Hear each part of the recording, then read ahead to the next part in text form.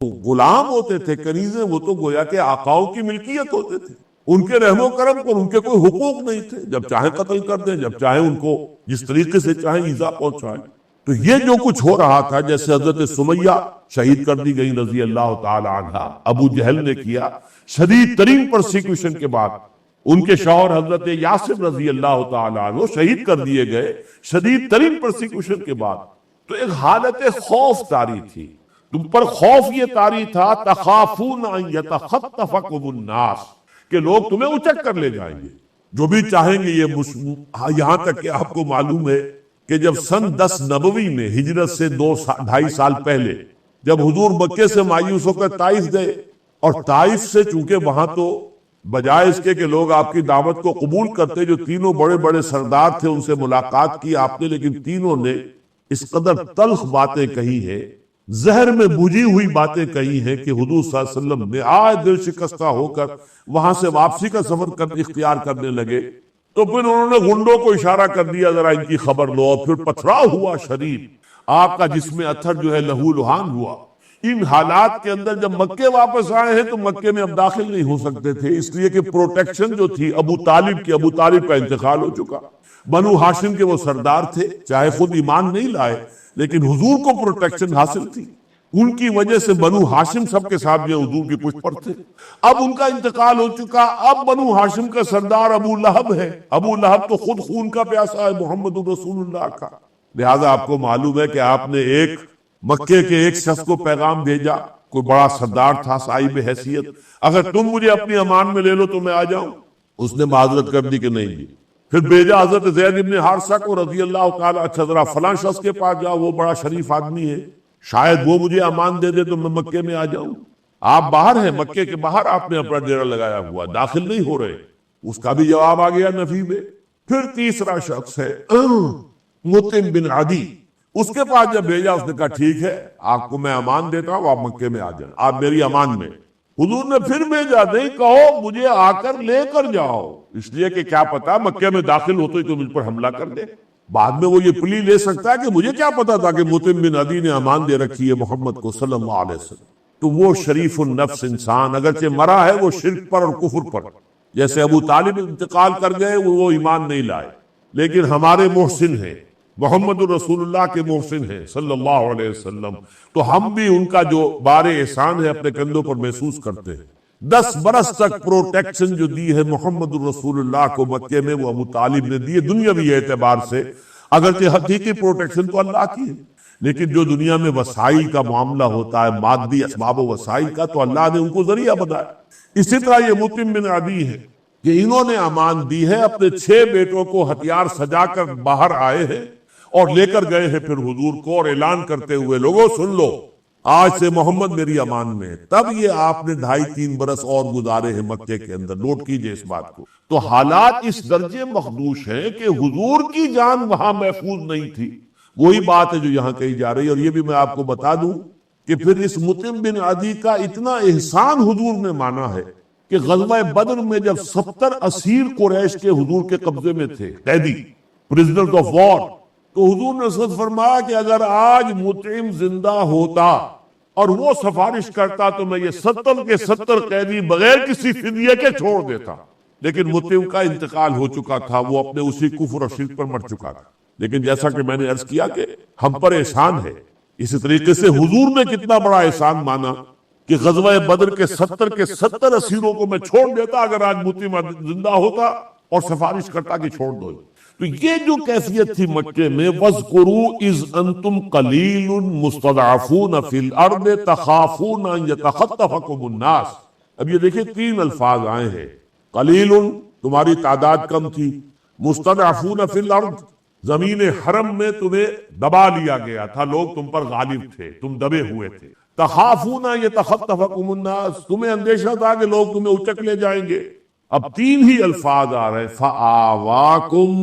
وأیدکم بنصرہ ورزقکم من الطیبات لعلکم تشکرون۔ تو اللہ نے تمہیں پناہ دی، آج یہ مدینے کی سرزمین، یہ مدینۃ النبی، یہ دار الہجرت بن گیا ہے، اور اس نے آغوش وا کر کے اپنے کھلے بازوؤں کے ساتھ اور تمہیں بغلگیر کیا ہے اپنے ساتھ، اس لیے کہ حضور نے جب صحابہ کو یہ بھائی بھائی بنایا ہے، انصاری اور مہاجرین کو، تو انصاری صحابہ جو ہے انہوں نے اپنی دکانوں میں، یہ دکان ہے میری،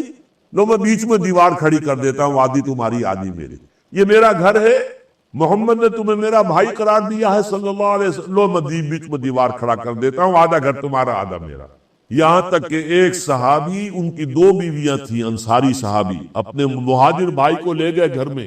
پردے کے احکام آئے نہیں تھے اور پردہ اس وقت عرب میں تھا ہی نہیں، سیدھے لے گئے گھر میں، میری یہ 2 بیویاں، تم جس کو پسند کرو میں اسے طلاق دے دوں تاکہ تم اس سے نکاح کرو، کیونکہ میں یہ گوارہ نہیں کر سکتا کہ میرے تو گھر میں 2 بیویاں آباد ہوں اور میرا بھائی جسے محمد نے میرا بھائی قرار دیا صلی اللہ علیہ وسلم، اس کا گھر آباد نہ ہو۔ یہاں تک کا معاملہ تھا، تو اس لیے اللہ تعالیٰ فرما رہا ہے فَآوَاكُمْ، اللہ نے تمہیں پناہ دی ہے، وَأَيَّدَكُمْ بِنَصْرِهِ، اور اپنی خاص نصرت سے تمہاری مدد فرمائی ہے، جس کی سب سے بڑی مثال ابھی گزر چکی ہے کہ غزوہ بدر میں تم نے دیکھ لیا، یوم الفرقان بنا دیا، 313 تقریباً نہتے غیر مسلح، تقریباً غیر مسلح، صرف 2 کے پاس تلواریں تھیں، اس لیے کہ مدینے سے جب نکلے تھے یہ خیال ہی نہیں تھا کہ کوئی جنگ ہوگی، وہ تو جیسے اس سے پہلے حضور نے 8 مہم میں بھیجی تھی، 4 میں آپ خود بھی شریک رہے تھے، 4 صرف آپ نے لوگوں کو بھیج دیا تھا، 4 سرایا، 4 غزوات غزوہ بدر سے پہلے ہیں، تو جیسے وہاں کوئی لڑائی نہیں ہوئی تھی، بلکہ قافلوں کا راستہ روکنا تھا، انٹرسیپٹ کرنا تھا قافلوں کو، تو اب بھی جو قافلہ آ رہا تھا شام سے ابو سفیان کی سرکردگی میں، اس کا راستہ روکنے کے لیے حضور مدینے سے نکلے۔ یہی وجہ ہے کہ عام جو ہے کوئی اعلان جنگ نہیں تھا، لوگوں نے ہتھیار لیے ہی نہیں، وہ تو یہ کہ قافلے کو روکنا ہے بھئی، لیکن کچھ عرصے کے بعد آگے آ کے پھر وہ وہی نازل ہوئی کہ اے محمد وہ قافلہ تو آ رہا ہے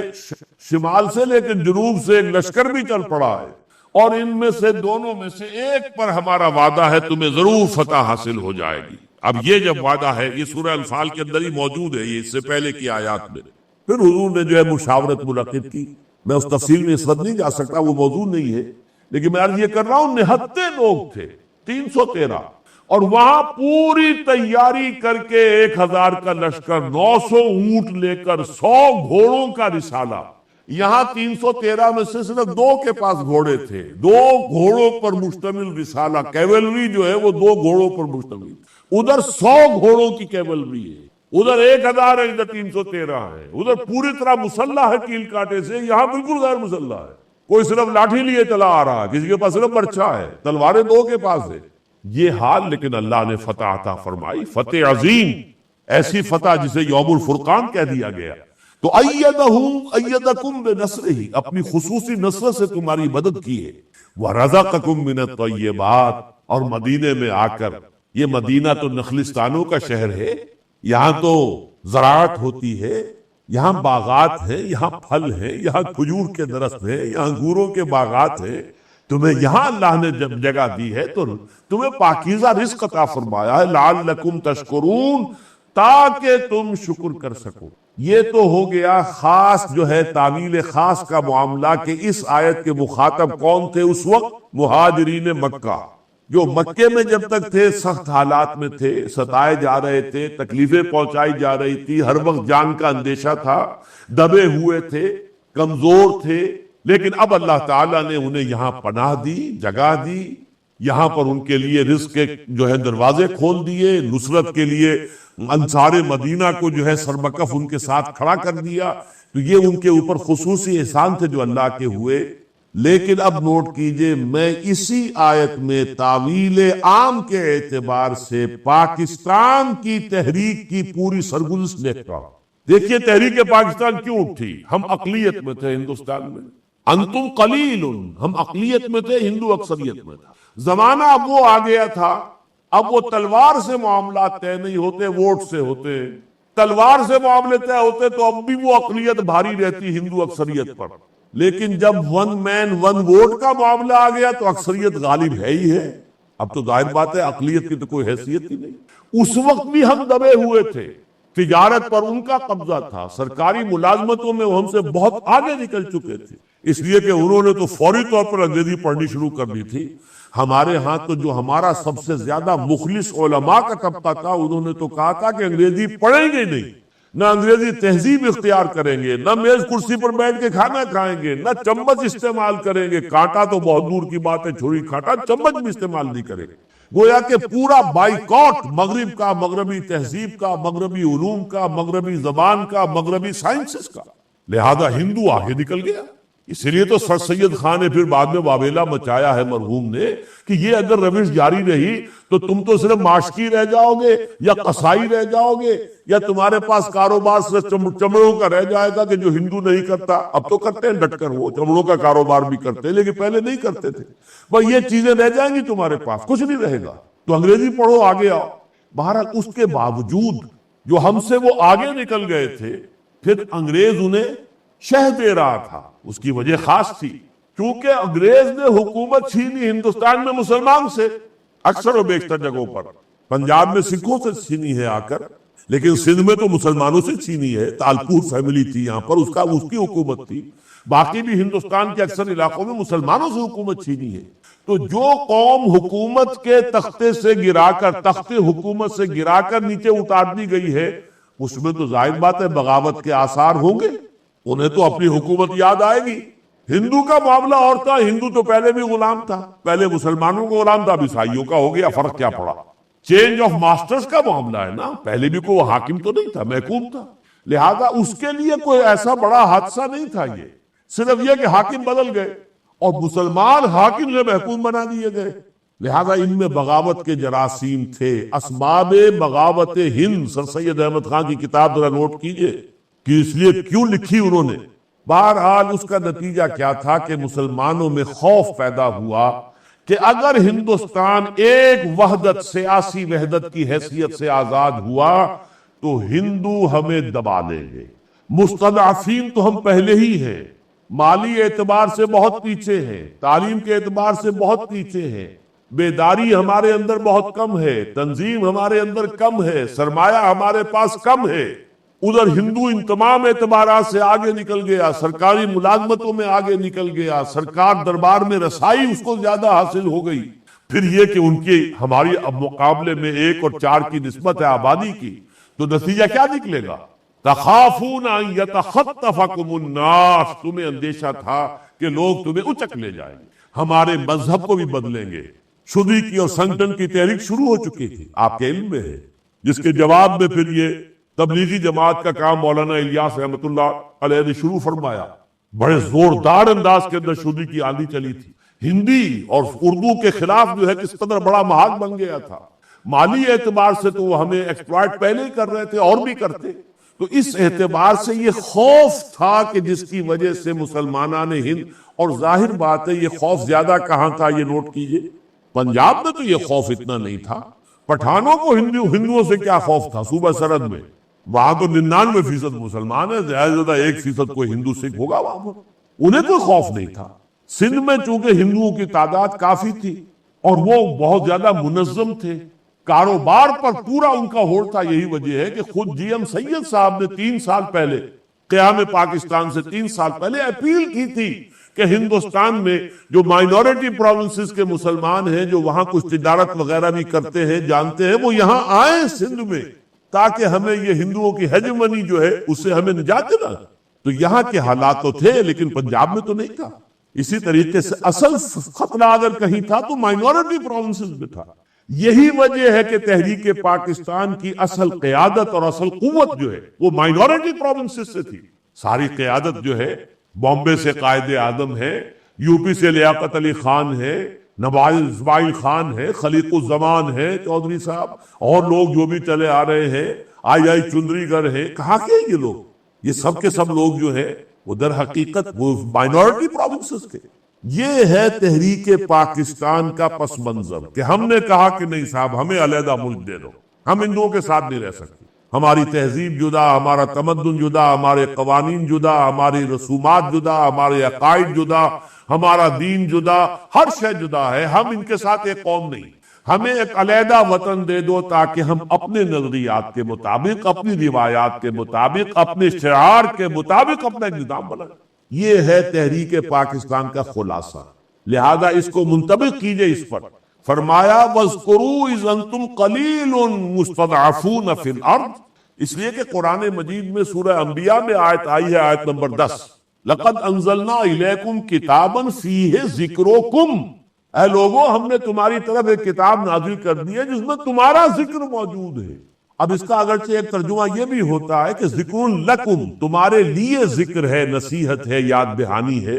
لیکن ذکرکم اس کا تو مطلب یہ ہے کہ یہ مفہوم بھی لیا جا سکتا ہے کہ تمہارا ذکر موجود ہے، تذکرہ ہے۔ اس آئینے میں ہر ایک قوم کو اپنی تصویر نظر آ جائے گی، اس لیے کہ ایک حدیث میں جو حضرت علی سے مروی ہے رضی اللہ تعالی عنہ، باقاعدہ اس کا ثبوت ہے۔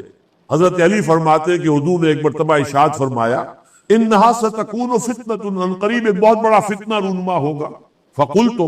حضرت علی فرماتے میں نے عرض کیا، مل مخرج منہا یا رسول اللہ، اے اللہ کے رسول یہ بتائیے اس سے نکلنے کا راستہ کون سا ہوگا؟ قال کتاب اللہ، فرمایا اللہ کی کتاب ہے فتنوں سے بچانے والی اور نکالنے والی۔ فیہ خبر ما قبلکم و نبأ ما بعدکم و حکم ما بینکم، اس قرآن میں تم سے پہلی قومیں جو گزری ہیں ان کے بھی حالات ہیں، تمہارے بعد جو آنے والے ہیں ان کا بھی تذکرہ موجود ہے، اور تمہارے مابین جتنے بھی اختلافات ہوں گے ان سب کا حل بھی موجود۔ تو قرآن مجید میں تذکرہ ہے، آنکھیں کھول کر پڑھیں تو ہمیں نظر آ جائے گا کہ یہ در حقیقت ہماری تصویر کشی کی جا رہی ہے۔ وَاذْكُرُوا إِذْ أَنْتُمْ قَلِيلٌ مُسْتَضْعَفُونَ فِي الْأَرْضِ تَخَافُونَ أَنْ يَتَخَطَّفَكُمُ النَّاسُ فَآوَاكُمْ وَأَيَّدَكُمْ بِنَصْرِهِ۔ نوٹ کیجئے کس طرح اللہ نے اپنی نصرت سے ہمیں آج تک بچایا ہے۔ یاد کیجئے سن 62 میں ایوب خان نے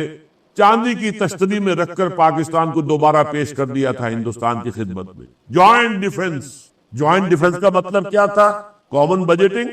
سب سے بڑا خرچہ جو ہے بجٹ کے اندر وہ ڈیفنس کا ہوتا ہے۔ جوائنٹ ڈیفنس ہے تو جوائنٹ بجٹ ہونا چاہیے، اور پھر کامن فورن پالیسی۔ ڈیفنس میں تو اصل مسئلہ یہ دشمن کون ہے دوست کون ہے، گویا کہ ہم دوبارہ ریورٹ کر رہے تھے۔ وہ تو ٹھوکر ماری ہے نہرو نے، پہلے اس نے ٹھوکر مار دی تھی، قائد اعظم نے مان لیا تھا کیبنٹ مشن پلان کو، جس میں کم سے کم 10 سال تک کے لیے آزاد پاکستان کے مطالبے سے دستبرداری ہو چکی تھی کہ ایک ہندوستان وجود میں آئے گا، ایک مرکزی حکومت ہوگی، 3 زون ہوں گے ABC، زونز کو انٹرنل آٹونومی حاصل ہوگی، لیکن مرکز ایک ہوگا، ڈیفنس ایک ہوگا، کمیونیکیشن، ڈیفنس، کرنسی، یہ ساری چیزیں ایک ہوں گی۔ لیکن یہ کہ 10 سال کے بعد اگر کوئی زون علیحدہ ہونا چاہے تو اسے اس کا اختیار ہوگا۔ قائد اعظم نے مان لیا، تالی پٹ گئی کہ دیکھو بس یہ پاکستان کے مطالبے سے دستبردار ہو گئے، کجا شورا شوری، کجا ای بینم کی بڑی تالی پیٹی ہے۔ اور وہ بڑا یعنی سمجھیے کہ قائد اعظم کی زندگی میں آپ کے پولیٹیکل کیریئر میں وہ لوور ایب تھا، اس وقت نیچے چلی گئی تھی آپ کی شخصیت۔ لیکن پھر کیا ہوا، نہرو نے کہہ دیا، کسی نے پوچھا کہ یہ علیحدہ ہونے کا بھی امکان اس میں ہے، کہا ایک دفعہ قائم ہو لینے دو، پھر کون کسی کو علیحدہ ہونے دیتا ہے۔ بات تو سچی کہی تھی اس نے، نکل جاتی ہے جس کے منہ سے سچی بات مستی میں، فقیہ مصلحت بھی سے وہ رندے بادہ خار اچھا، اس نے بات کہہ دی سچی۔ فوراً قائد اعظم نے جو ہے بیک ریورس لگایا کہ اگر یہی نیتیں اور ارادے ہیں تو ہم پھر اس کیبنٹ مشن پلان کو جو ہم نے تسلیم کیا تھا ہم اپنے واپس لے، تب یہ پاکستان وجود میں آیا۔ اور یہ مولانا ابوالکلام آزاد نے انڈیا ونز فریڈم جو کتاب لکھی ہے اس میں اپنے پوری زندگی کی صرف ایک ہی غلطی تسلیم کی ہے، اور وہ یہ کہ میں نے اس وقت کانگریس کی صدارت کی پیشکش قبول نہیں کی۔ جب مولانا ابوالکلام آزاد نے نہیں تسلیم کیا صدر بننا تو جواہر لال نہرو پر صدارت آئی، اور اگر جواہر لال نہرو صدر نہ ہوتا اور یہ بات کہہ دیتا تو اس کی کوئی حیثیت نہیں تھی، لیکن چونکہ اس وقت وہ صدر تھا آل انڈیا کانگریس کا، لہذا اب اس کی بات جو ہے قائد اعظم نے اس کو سامنے رکھ کر اور کیبنٹ مشن پلان سے جو ہے وڈرا کر دی۔ وہی نہرو ہے جو سن 62 میں آ کر کہتا ہے، یہ 15 سال کے بعد جب اس نے کہا جوائنٹ ڈیفنس اگینسٹ ہوم، کس کے خلاف؟ ہمارا کوئی کامن اینیمی ہے ہی نہیں، ٹھوکر مار دی تو پاکستان بچا۔ پھر سن 65 میں 3 ہی سال بعد لاہور کو جس طرح بچایا ہے، نوٹ کیجئے کہ BBC ٹیلی ویژن پر دکھا دیا گیا فال آف لاہور، لاہور تو فتح ہو چکا، بھارتی فوجیں داخل ہو چکی، فال آف لاہور کی فلم دکھائی جا رہی۔ اتنا یقینی تھا، جو جنرل تھے انہوں نے طے کیا ہوا تھا آفیسر نے شام کو جیم خانہ کلب میں، جہاں قائد اعظم لائبریری بنی ہوئی ہے لارنس گارڈن میں، یہ تھا وہاں کا جیم خانہ کلب، شام کو جا کے شراب پیے گی، اتنا یقین تھا انہیں۔ لیکن پھر اللہ نے سألقی فی قلوب الذین کفروا الرعب، یہ بھی اسی سورہ انفال کی آیت ہے، میں ان کافروں کے دلوں میں رعب ڈال دوں گا۔ وہ ایسا رعب ڈالا ہے جب انہوں نے دیکھا ریزسٹنس ہی کوئی نہیں، ہمارا راستہ کوئی روک ہی نہیں رہا، تو خوف طاری ہو گیا کہ ہمیں گھیرے میں نہ لیا جا رہا ہو، اور چھٹک کر کھڑے رہ گئے۔ اور وہ ٹائم مل گیا پاکستان کو کہ پھر اس نے اپنے ڈیفنس کو موبیلائز کر لیا، ورنہ یہ کہ اس وقت تو واقعتاً ان کے لیے کھلی سڑک پڑی ہوئی تھی، گرینڈ ٹرنک روڈ کے اوپر بڑھتے ہوئے چلے آتے، کوئی روکنے والا تھا ہی نہیں۔ ہم لوگ تو پورے مطمئن تھے، بھٹو صاحب نے اطمینان دلا دیا تھا ایوب خان کو کہ انڈیا انٹرنیشنل بارڈر کراس نہیں کرے گا۔ جو کچھ ہم کر رہے ہیں، ہم نے جو بھی کمانڈوز اپنے داخل کیے تھے اس وقت کشمیر میں، تو اس نے یقین دلایا تھا کہ امریکنز نے مجھے یقین دلا دیا ہے کہ بھارت انٹرنیشنل باؤنڈری کراس نہیں کرے گا، جو کچھ تم کشمیر میں کرنا چاہتے ہو کر لو، اگر کوئی انڈیا بھی کوئی قدم اٹھائے گا تو کشمیر میں اٹھائے گا۔ تو اس کے اوپر یہ خاموش آرام سے بیٹھے ہوئے سو رہے تھے۔ بہرحال میں آپ کو یہ بتا رہا ہوں کہ یہ اب تک جو تحفظ دیا اللہ تعالیٰ نے، سن 71 میں بھی اگرچہ ایسٹ پاکستان ہم سے کٹ گیا، بنگلہ دیش بن گیا، وہ ایک دوسری داستان ہے، میں تفصیل میں اس وقت نہیں جا سکتا، لیکن یہ یاد کر لیجئے سن 71 میں یہ جو بچا کھچا پاکستان اب ہے، اس کو بھی اللہ نے ہی بچایا ہے، ورنہ ہم ختم ہو چکے۔ ہمارا ڈیفنس راجستھان سینٹر میں ختم ہو چکا تھا، اس پورے سیکٹر میں بھارت کی پیش قدمی جاری تھی، سیالکوٹ سیکٹر پر ہمیں شکست ہو چکی تھی، بھارت تیزی سے آگے بڑھ رہا تھا، ہماری ایئر فورس جو ہے بالکل مفلوج ہو گئی تھی۔ یہ آواز کے قسم کے جو ہے یہ ہیلی کاپٹرز دے دیے تھے رشیا نے بھارت کو کہ ہمارا ایک جہاز ذرا سا جنبش کرتا تھا تو انہیں معلوم ہو جاتا، لہذا ہماری ایئر فورس تقریباً مفلوج تھی۔ آپ کے اسی شہر کراچی میں آ کر کیماڑی میں ایک ہمارے نیوی کے جہاز کو ہٹ کر کے گئے، اور لینڈ ڈیفنسز جو ہیں کوسٹل ڈیفنسز ان کو سٹرینگتھن کیا جا رہا تھا، اندیشہ ہو گیا تھا کہ بھارتی یہاں پر اتر نہ جائے، اس ساحل کے اوپر وہ فوجیں نہ اتار دیں، یہ حال تھا ہمارا۔ لیکن یہ کہ جس کو اندرا گاندھی مرتے مرتے وہ کہتی رہی pro Pakistan tilt of Nixon administration, اس کے نتیجے میں یہ کہ نکسن نے حکم دیا ہے کوسیجن کو بس اب بند کرو، نو مور، ہاٹ لائن کے اوپر یہ حکم گیا ہے، اور کوسیجن نے حکم دیا ہے اندرا گاندھی کو کہ سیز فائر کرو، اور یونی لیٹرل سیز فائر کیا ہے بھارت نے۔ اللہ نے بچایا، ابھی تک بچائے رکھا ہے، لیکن یہ کہ یہ جان لیجئے اللہ تعالیٰ کی رحمت پر زیادہ جری نہیں ہونا چاہیے، گارنٹی نہیں ہے کہ وہ ہمیشہ بچائے گا، ہو سکتا ہے رسی دراز کرے، موقع پر موقع دے، کوئی وقت ایسا بھی آ سکتا ہے کہ پھر وہ اس کا موقع ختم ہو جائے، وہ اجل مدت معین جو ہے ختم ہو جائے، پوری ہو جائے، اور پھر کوئی بڑا عذاب کا کوڑا ہم پر پڑ جائے۔ بہرحال اس وقت اس آیت پر میں بات کر رہا تھا، وَاذْكُرُوا إِذْ أَنْتُمْ قَلِيلٌ مُسْتَضْعَفُونَ فِي الْأَرْضِ تَخَافُونَ أَنْ يَتَخَطَّفَكُمُ النَّاسُ فَآوَاكُمْ وَأَيَّدَكُمْ بِنَصْرِهِ وَرَزَقَكُمْ مِنَ الطَّيِّبَاتِ۔ کس قدر خوشحالی پاکستان میں ہوئی تھی، پاکستان بننے کے فوراً بعد کتنی بمپر کراپس ہوئی ہیں ہمارے ہاں، اللہ کی رحمتوں کے خزانے جس طریقے سے کھل گئے۔ بھارت کو تو کہتے تھے بہت پسماندہ ملک ہے، ہمارے ہاں ترقی اور خوشحالی جو ہے تیزی کے ساتھ آگے آ رہی تھی۔ وَرَزَقَكُمْ مِنَ الطَّيِّبَاتِ لَعَلَّكُمْ تَشْكُرُونَ، تاکہ تم شکر کرو۔ اب اگلی آیت جو ہے اس میں مرثیہ آئے گا، یا ایھا الذین آمنوا لا تخونوا اللہ والرسول وتخونوا اماناتکم وانتم تعلمون۔ اے ایمان والو، خیانت مت کرو اللہ کے ساتھ اور اس کے رسول کے ساتھ، اور نہ ہی خیانت کرو باہمی اپنی امانتوں میں۔ اللہ کے ساتھ خیانت کیا ہے، اس کو عام مفہوم میں لیجئے، ان اللہ اشتری من المؤمنین انفسهم واموالهم بان لهم الجنہ، اللہ نے اہل ایمان سے ان کی جانیں اور مال خرید لیے ہیں۔ میرے پاس میری جان جو ہے وہ میری نہیں ہے، اللہ کی ہے، میرے پاس جو کچھ مال ہے میرا نہیں، اللہ کا ہے۔ جب اللہ کا تقاضا آئے پیش کر دوں، تقاضا آئے گا محمد کی زبان سے صلی اللہ علیہ وسلم، آؤ بھائی نکلو اب اللہ کے راہ میں، لاؤ بھائی اللہ کے راہ میں انفاق کرو، خرچ کرو، اس لیے کہ اب ہمیں ایک مہم جو ہے بھیجنی ہے، اس کے لیے ساز و سامان تیار کرنا ہے، تو تقاضا آئے گا حضور کی زبان مبارک سے، ہے اللہ کے ساتھ سودا تمہارا۔ لیکن یہ کہ اب اگر تم اس کے اندر کسمساتے ہو، تمہاری تجوریاں جو ہیں جو کہ تو بند رہتی ہیں، تم اللہ کی راہ میں خرچ کرنے کو تیار نہیں ہو، تم اپنی جان ہتھیلی پر رکھ کر میدان میں آنے کو تیار نہیں ہو، تو یہ اب خیانت کر رہے ہو اللہ اور اس کے رسول کے ساتھ۔ لا تخونوا اللہ والرسول وتخونوا اماناتکم، اللہ اور اس کے رسول کے ساتھ بھی خیانت نہ کرو، اور آپس میں بھی ایک دوسرے کے ساتھ اگر کوئی امانت کا معاملہ ہو تو خیانت نہ کیا کرو۔ ظاہر بات ہے یہ چیزیں ہوتی ہیں، جو اللہ کا حق مانے گا وہ بندوں کا حق بھی مانے گا، جو اللہ کا شکر کرے گا وہ بندوں کا بھی شکریہ ادا کرے گا اگر کسی نے اس کے ساتھ کوئی بھلائی اور خیر کی۔ جو بندوں کا شکریہ ادا نہیں کرتا وہ اللہ کا بھی شکر نہیں کرے گا۔ من لم یشکر الناس لا یشکر اللہ، جو انسانوں کا شکر گزار نہیں ہوتا وہ کبھی اللہ کا شکر گزار بھی نہیں ہوگا۔ اس حوالے سے جو بندوں کے اندر خیانت کرے گا آپس میں، اللہ کے ساتھ بھی خیانت کرے گا، اور جو اللہ کے ساتھ خیانت کر رہا اس سے کیسے توقع ہوگی کہ وہ بندوں کے معاملے میں امانت دار ہو جائے گا۔ بازی بازی باری سے بابا ہم بازی، اگر تو تم کھیل کھیل رہے ہو تو اپنے باپ کی داڑھی سے کھیلنے لگے ہو، تو اگر تم اللہ کے ساتھ خیانت کر رہے ہو، لا تخونوا اللہ والرسول وتخونوا اماناتکم وانتم تعلمون، دیکھو جانتے بوجھتے یہ کام نہ کرو۔ اب اسے اپنے اوپر منطبق کیجئے، ہم نے خیانت کی ہے اللہ کے ساتھ، سلطنت خداداد پاکستان، کہا تھا اے اللہ ہمیں ہندو اور انگریز کی دوہری غلامی سے نجات دے، ہم تیرے دین کا بول بالا کریں گے۔ علامہ اقبال نے 1930 میں کہا تھا الہ آباد میں، مجھے یقین ہے کہ ہندوستان کے شمال مغرب میں ایک آزاد مسلمان ریاست قائم ہوگی، اور اگر ایسا ہو گیا تو ہمیں موقع مل جائے گا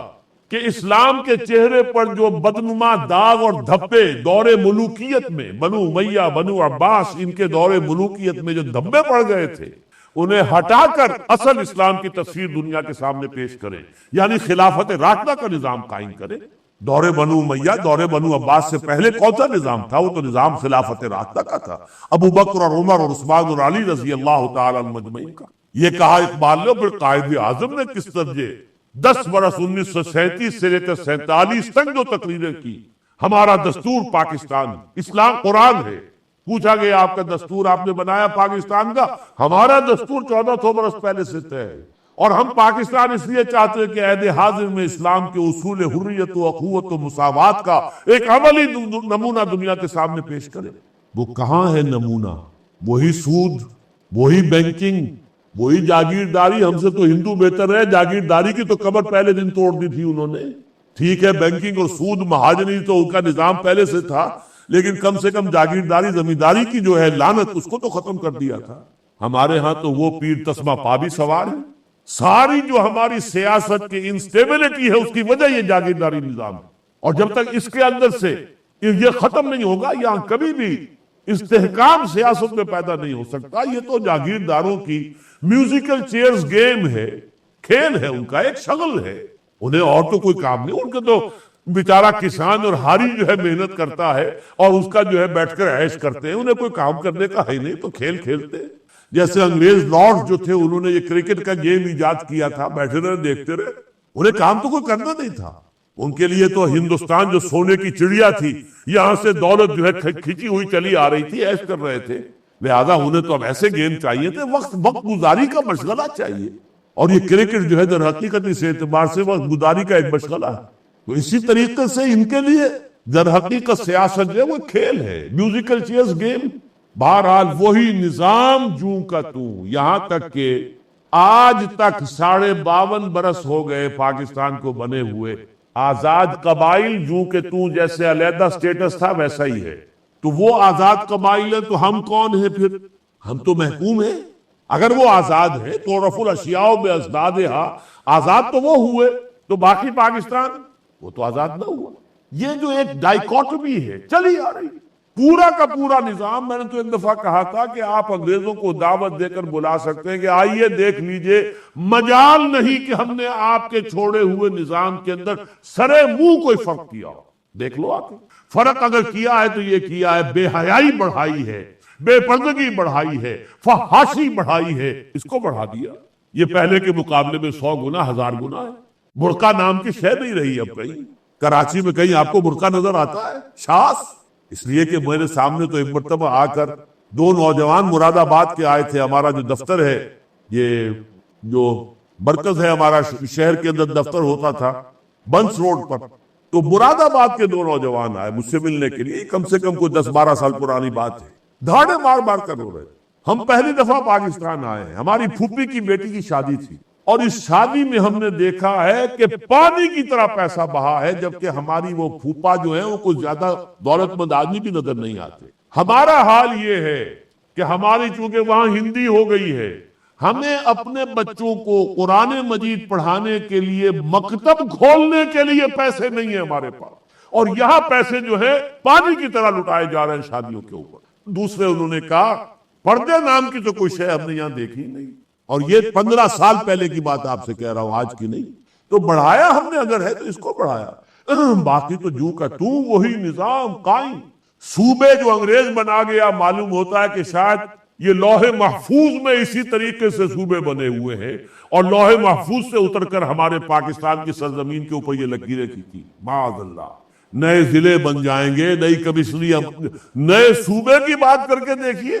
یہ حال ہے، وہی انگریز کا بنایا ہوا نظام۔ تو ہم نے خیانت کی ہے اور کرتے رہے، اب بھی کر رہے ہیں، اور اب جو صورتحال سامنے آ رہی ہے وہ بہت خوفناک ہے۔ یہ میں آپ سے عرض کر دوں،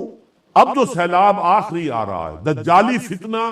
اس درجے میں کامیاب ہو چکا کہ پوری دنیا میں سیکولرزم کا ڈنکا بج رہا ہے۔ مذہب کا ریاست سے کوئی تعلق نہیں، مذہب رہے اپنے عبادت گاہوں میں، گھروں کے اندر رہے، ریاست، سیاست، قانون، عدالت، سماج، کوئی تعلق نہیں۔ پاکستان اس اعتبار سے منافق ہے کہ کہتا تو یہ ہے کہ نہیں، حاکمیت اللہ کی ہے، اور ہمارے پاس جو اختیار ہے وہ اللہ کی امانت ہے، یہ کہتا تو ہے، قرارداد مقاصد دستور میں لکھی ہوئی ہے، بالفعل اس کا نفاذ نہیں ہے۔ بالفعل وہی نظام جو ہے سیکولر چلا رہا، جوں کا توں، نہ اللہ کی حدود کا نفاذ ہے، نہ اللہ کی شریعت کا نفاذ ہے، کچھ نہیں۔ لکھ دیا ہے،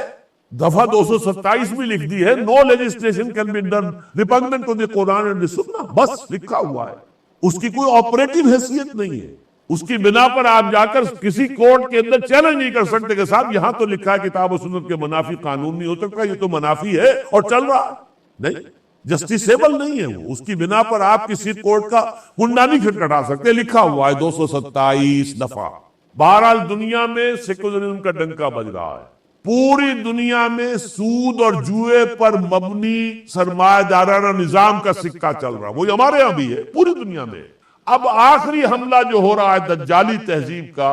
وہ عالم اسلام میں ابھی کچھ بنیادی اقدار جو ہیں، شرم، حیا، عفت، عصمت، اس کے کچھ تصورات ہیں۔ عصمت کسے کہتے ہیں، عفت کسے کہتے ہیں، شرم کس بلا کا نام ہے، حیا کس چیز کا نام ہے، خاندان بھی کوئی شے ہوتی ہے، بڑوں کا ادب بھی کوئی شے ہے، میاں بیوی کا تعلق کس قدر مقدس ہے، کس قدر اہم ہے، خاندان کے ادارے کو کس طرح منظم ہونا چاہیے، چادر اور چار دیواری کا تحفظ ہونا چاہیے۔ ابھی عالم اسلام میں یہ قدریں ہیں، ان کو ختم کرنے کے لیے دجالی تہذیب، جیسے کہ حضور نے بھی فرمایا تھا کہ آخر من یخرج الی الدجال النساء، دجالی فتنہ جب پورے عروج پر ہوگا تو آخر میں جو اس کی طرف نکلیں گی، اس کی پیروی کرنے کے لیے، وہ عورتیں ہوں گی۔ حتیٰ ان الرجل لیرجع الی اہلہ، یہاں تک کہ ایک بندہ مومن اپنے گھر کی طرف لوٹ کر جائے گا، وہ پھر اپنی ماں کو، بہن کو، بیٹی کو، پھپھی کو باندھ کر رسیوں میں جکڑ کر رکھے گا کہ کہیں دجال کے پیچھے نہ نکل جائے۔ آج وہ فتنے کا آغاز ہو گیا ہے۔ ایک کانفرنس انہوں نے کی تھی قاہرہ میں، heart of the Arab Muslim world, ایک کانفرنس بیجنگ میں کی ہے، ایشیا کے دوسرے کنارے پر۔ قاہرہ کو کہا جا سکتا ہے ایشیا کا مغربی کنارہ، اس لیے تھوڑے سے فاصلے سے ایشیا شروع ہو جاتا ہے، لیکن ادھر یہ ہے ایشیا کا مشرقی کنارہ بیجنگ میں کانفرنس ہوئی، انسانی حقوق کے نام پر عورت کی کامل مساوات، ہومو سیکسول ایکٹ جو ہے